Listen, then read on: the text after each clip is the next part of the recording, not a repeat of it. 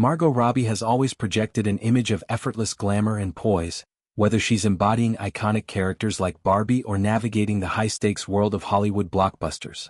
Yet behind that polished exterior lies a history of youthful exuberance and unrestrained fun that she has recently opened up about in vivid detail.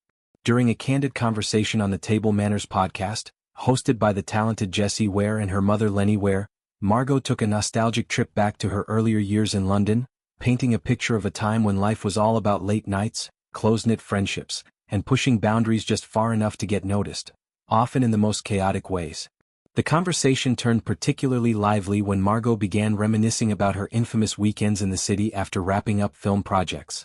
One particular spot stood out in her memory: Infernos, a legendary nightclub in Clapham known for its unpretentious vibe, sticky dance floors, and a reputation as a place where almost anything goes. Her friends had long insisted that Infernos was the one venue in London where ejection was simply impossible. No matter how wild things got, the doors stayed open. It was the kind of place that felt immune to rules, a sanctuary for those looking to let loose without judgment.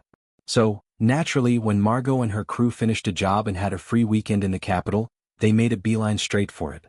What followed was a classic tale of overconfidence meeting reality. Within roughly 15 minutes of stepping inside, the group found themselves being firmly escorted out by security. Margot could still recall the disbelief in her voice as she protested loudly while being dragged toward the exit. "But this is Infernos, you can't get kicked out of Infernos." The irony wasn't lost on her even then, and retelling it years later brought laughter to everyone involved. The bouncer, unfazed by her argument, delivered a straightforward explanation that has stuck with her ever since. He admitted that the club tolerated a great deal. Most antics were par for the course, but there were limits.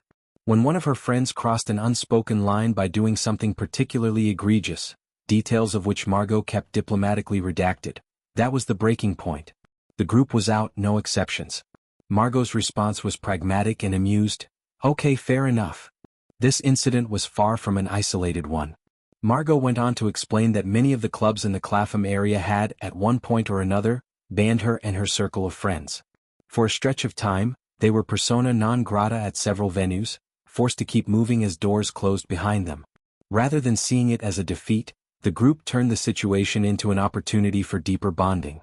With fewer places welcoming them, they decided to take their party indoors permanently, or at least for the foreseeable future. They pooled their resources and moved into a shared 4-bedroom flat in Clapham, cramming 6 friends into the space for maximum chaos and camaraderie. The location was no accident.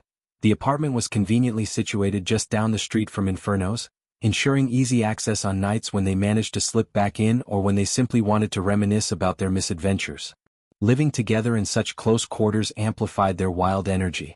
Mornings were often recovery sessions filled with laughter over the previous night's antics, while evenings frequently spilled over into impromptu gatherings that echoed the club scene they had been exiled from.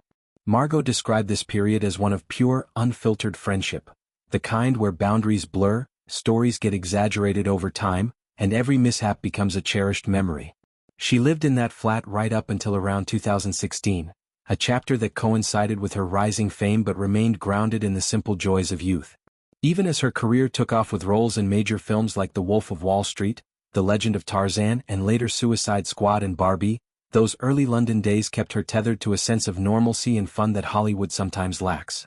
Reflecting on it now, Margot's storytelling carries a mix of fondness and self-awareness. She doesn't glorify the excess but doesn't shy away from it either. The bans, the ejections, the crowded flat, they all represent a time when life felt limitless and consequences were temporary.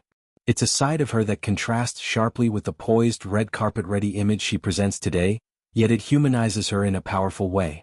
Fans who only know her from blockbuster roles get a glimpse of the real person behind the star.